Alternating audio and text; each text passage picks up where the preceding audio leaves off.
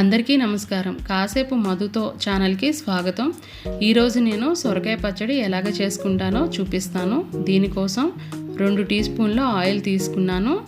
పచ్చడి చేసుకోవడానికి నేను 2 బజ్జీ మిరపకాయలని తీసుకున్నాను.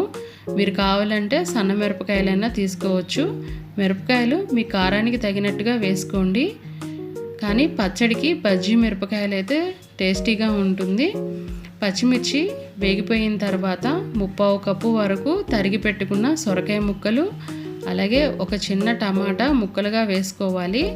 వీటితో పాటు కొద్దిగా చింతపండు, అలాగే కొద్దిగా కొత్తిమీర వేసుకొని మూత పెట్టి 5 నిమిషాల పాటు మగ్గించుకోవాలి.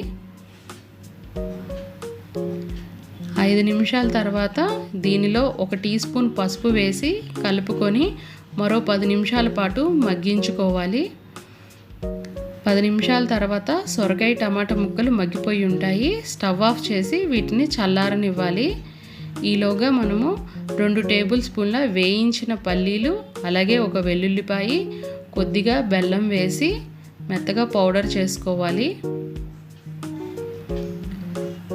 ఇప్పుడు దీనిలో చల్లారిపోయిన సొరకాయ టమాటా ముక్కల్ని వేసుకొని మిక్సీ పట్టాలి. అలాగే దీనిలో 1 టీ స్పూన్ ఉప్పు కూడా వేసుకోవాలి. ఉప్పు మీ రుచికి తగినట్లు వేసుకోండి. మరీ మెత్తగా కాకుండా కొంచెం బరక్గా మిక్సీ వేసుకోవాలి. ఇప్పుడు దీనికి పోపు పెట్టుకోవడానికి నేను 1 టీ స్పూన్ ఆయిల్ తీసుకుంటున్నాను. మీరు కావాలంటే ఇంకొంచెం ఎక్కువ ఆయిల్ తీసుకోండి.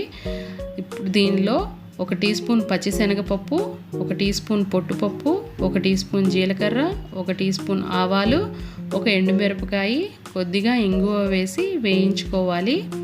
పోపు వేగిపోయిన తర్వాత పచ్చడిలో వేసుకొని కలుపుకోవాలి. కొద్దిగా నూనె వేసుకొని అన్నంలో ఈ పచ్చడి వేసుకొని కలుపుకొని తింటే చాలా రుచిగా ఉంటుంది.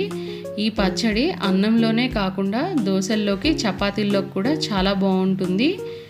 ఈ సొరకాయ పచ్చడి మీకు నచ్చితే లైక్ చేయండి, షేర్ చేయండి, సబ్స్క్రైబ్ చేసుకోండి. కాసేపు మధుతో.